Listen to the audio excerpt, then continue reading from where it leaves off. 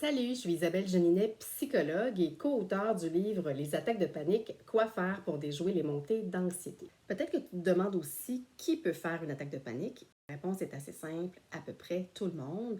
On parle d'environ 20% des gens qui feraient au moins une attaque de panique dans leur vie. Et ce qui est très important de comprendre, c'est que les attaques de panique, ce n'est pas dangereux. D'ailleurs, on l'explique bien dans le livre. Il peut y avoir des facteurs biologiques, psychologiques et environnementaux qui nous prédisposent à développer ce type de problème-là. Au niveau biologique, on parle entre autres de l'hérédité. Donc, c'est sûr que si je viens d'une famille où il y a beaucoup de troubles anxieux et de troubles dépressifs, ça peut me prédisposer. On parle aussi du tempérament. Donc, si j'ai un tempérament plus nerveux à la naissance, par exemple, si j'ai le sursaut facile, si je suis plus attentif à mes sensations physiques, à mes symptômes physiques, aux fluctuations dans mon corps, mais ça aussi, ça peut être un élément qui me prédispose à développer des attaques de panique.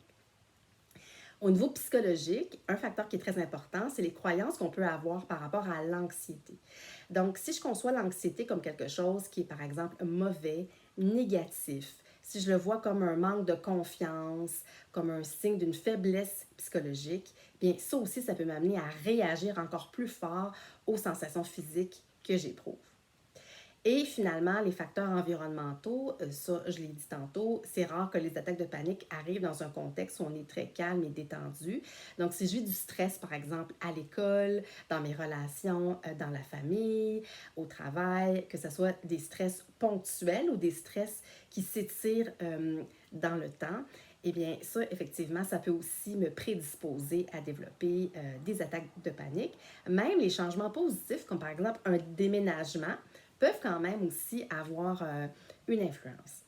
Donc, ce qu'il faut comprendre aussi, c'est que ce n'est pas une relation de cause à effet. Hein? Il y a des gens qui ont tous ces facteurs là de prédisposition et qui ne vont pas développer d'attaque de panique. Donc, il faut prendre ça avec un grain de sel. Mais c'est juste, dans le fond, ça explique un peu la genèse des attaques de panique.